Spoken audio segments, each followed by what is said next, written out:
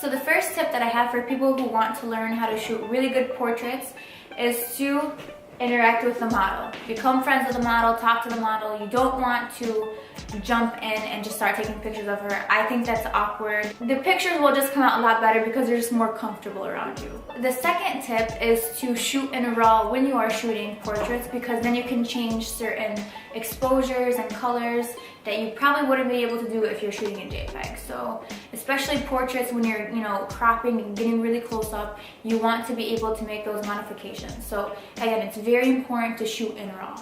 So for those of you who don't have, studio lighting or an actual studio, what you could do is just use windowed light. Again, having the model facing the window is really the best approach, and it gives you really nice light. Another tip is to use a plain background. When shooting portraits, you don't want a distracting background. So again, this background right here, we're just using a simple gray blue background, and the focus is on the model and not so much on the background.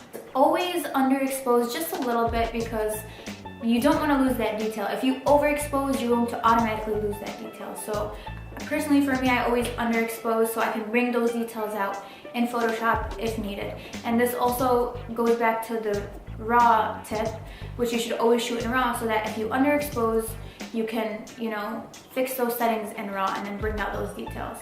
People ask me what I focus on. When you are shooting portraits, you want to focus on the eyes of the model. Another tip is to use a reflector if necessary. This will bounce back some light. It will really fill in those shadows, especially under the chin area when shooting portraits.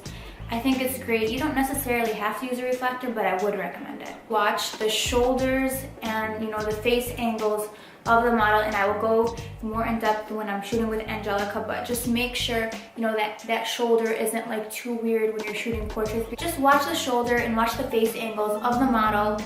And another thing, which I mentioned before, Angelica's great for this because she is shorter than me, so you want to get on the level of the model and take a photo that is, again, on the same level as the model. You don't want to go too above or too low. You don't want any weird angles when you're shooting portraits. You really want it to be personal. So getting on their level, like actually bending down, or if you're short like me, get a stool or get something to be on that model's level.